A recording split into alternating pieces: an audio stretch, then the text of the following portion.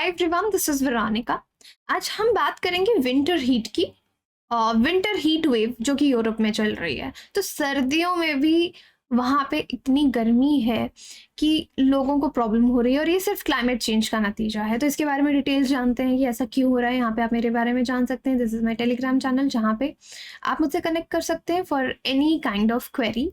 So winter heat इसको कहा जा रहा है क्योंकि जनवरी में अगर आप देखेंगे यूरोप में विंटर्स आपकी शुरू हो जाती हैं, बट वहाँ पे अभी भी टेम्परेचर्स काफ़ी ज़्यादा हैं। तो बहुत सी पार्ट्स यूरोप की अगर आप देखेंगे बहुत ज़्यादा winter heat new year weekend के बाद उन्होंने देखा।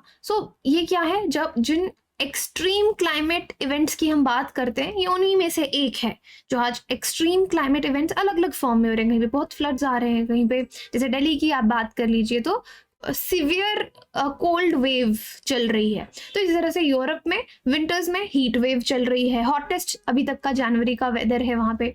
पोलैंड हो गया, डेनमार्क हो गया, नीदरलैंड्स, बेलारूस, लिथानिया, लताविया, हर जगह यही हाल है। यूरोपियन सिटीज में टेम्परेचर बहुत ज़्यादा है। अब जितने भी क्लाइमेटोलॉजिस्ट हैं, यानी जो लोग क्लाइमेट पे स्टडी करते हैं, उन्होंने कहा कि अभी इस तरह का टेम्परेचर है जनवरी में यूरोप में जो कि ऑलमोस्ट स्प्रिंग या समर्स में होता है। फॉर एग्जांपल एक स्मॉल विलेज है पोलैंड में, वहाँ पे मर्क्यूरी 19 डिग्री सेल्सियस, तो जहाँ बर्फ पड़ रही होती है आज वहाँ पे 19 डिग्री टेम्परेचर है। तो वो कह रहे हैं कि 15 to 16 डिग्री सेल्सियस टेम्परेचर बहुत सी जगह पे ज़्यादा है। मतलब जहाँ पे आज 1 डिग्री 2 डिग्री टेम्परेचर होना चाहिए, वहाँ पे 15-16 डिग्री, 17 डिग्री, 19 डिग्री इस तरह का टेम्परेचर जो है वो चल रहा है। बेलारूस में यहाँ पे 0 डिग्री होता है तो वहाँ पे 16.4 डिग्री है। सेल्सियस की बात कर रही हूँ, फ़ारेनहाइट की बात नहीं कर रही, 1 जनवरी को। तो इस तरह के अलग अलग इन्होंने टेम्परेचर जो है रिकॉर्ड किए। तो कहा जा रहा है कि यूरोप के ऊपर एक हीट डोम सा बन गया है। तो ये हीट डोम क्यों बनता है मैं आपको आगे बताऊंगी। तो इस वजह से यहाँ पे टेम्परेचर ज्यादा है। 11.1 डिग्री, 12.6 डिग्री, 16.9, 19.0, 19.6, 16। सो यहाँ पे ऑलमोस्ट 0 या 1 डिग्री इस तरह के टेम्परेचर्स जो हैं वो होते हैं। तो काफी जगह जहाँ पे यहाँ पे स्नो पड़ी होनी चाहिए वहाँ पे भी टेम्परेचर जो है 8.5 डिग्री है, या कह लीजिए या 47 डिग्री फ़ारेनहाइट। तो क्यों इस विंटर्स में वहाँ पे इतने टेम्परेचर्स इंक्रीज क्यों हो रहे हैं? क्लाइमेट एक्सपर्ट्स का मानना है कि this is just because of global warming. जिस ग्लोबल वार्मिंग के बारे में आप अभी तक किताबों में पढ़ते हैं कि ऐसा ऐसा रिजल्ट होगा, तो वो रिजल्ट हमको दिखने लग गए हैं। जो वार्निंग्स पहले से आ रही थी कि विंटर्स बहुत ड्राई हो जाएंगी और जो समर्स हैं बहुत वार्म हो जाएंगी। So you are getting warm and wetter winters. Totally मतलब इसको एब्सोल्यूट मैडनेस, टोटली इनसेन कहा गया है कि देखिए ग्लोबल वेदर एक्सट्रीम्स जिनके बारे में हमेशा वार्निंग्स दी जा रही थी अब वो हो रहा है। So it is actually a nightmare कि दुनिया का टेम्परेचर, दुनिया का क्लाइमेट एक्सट्रीम इवेंट्स किस तरफ जा रहे हैं। और यूरोपियन क्लाइमेटोलॉजी में ये चीज़ बहुत ही स्ट्रेंज मानी जा रही है। और जैसे मैंने आपको रीज़न बताया, तो रीज़न अगर आपसे कोई पूछे इसका तो वह strong winter time heat dome, वहाँ पे हीट डोम बन चुका है। हीट डोम को आप ऐसे समझ सकते हैं कि एक पॉट है ना, उसके ऊपर जैसे लिड, ढक्कन में जिस तरह से हीट नहीं इकट्ठी हो जाती, उस तरीके से एक हीट डोम बन गया है। हाई प्रेशर एरियाज जो होते हैं, जब वहां पे गर्म हवा ट्रैप हो जाती है, वहीं पे फंस जाती है एक लंबे समय के लिए, तो उसको आप हीट डोम बोलते हैं। जब वो हीट डोम में कि एक लिड की तरह है, वहां पे इतनी हॉट एयर ऑलरेडी ट्रैप हो चुकी है, फिर ऊपर से सूरज की रोशनी पड़ती है, वो उस एयर को और ज्यादा गर्म करता है।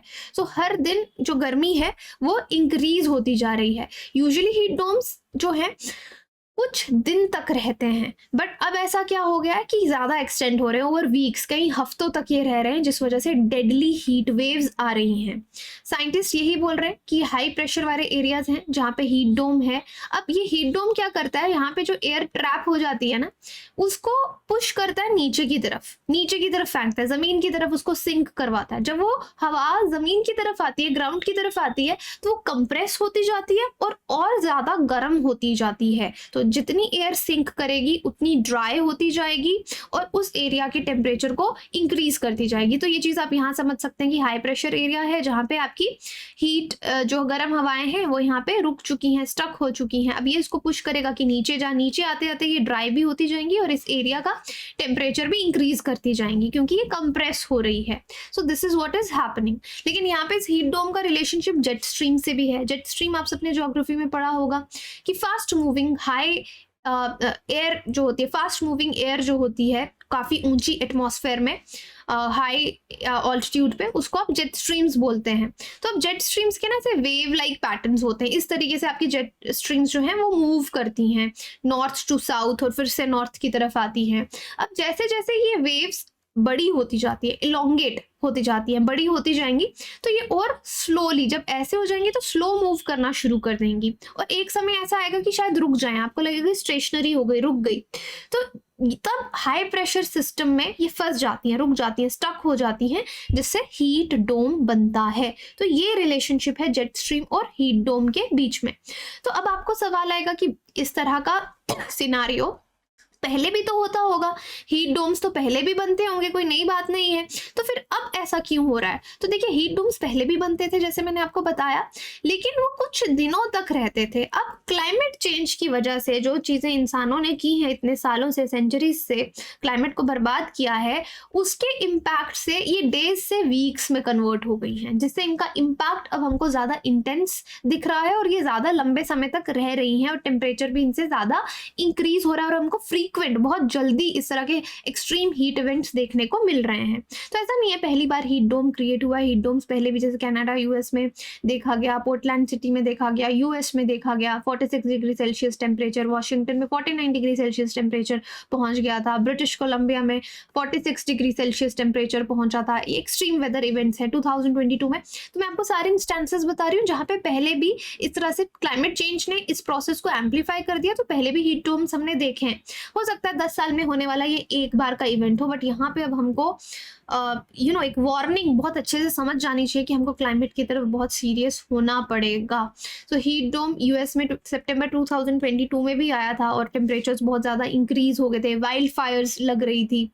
तो अब दूसरा सवाल आता है कि ठीक है, यूरोप में हीट डोम है, लेकिन इससे पहले भी तो हम पढ़ ही रहे हैं ना कि यूरोप तो गर्म होता जा रहा है, वार्म होता जा रहा है। सो दैट इज एब्सोल्युटली ट्रू कि ऑलरेडी यूरोप का टेम्परेचर इंक्रीज हो रहा है। यूके, आयरलैंड, फ्रांस, स्पेन 2022 में हॉटेस्ट ईयर ये रहे रिकॉर्ड में।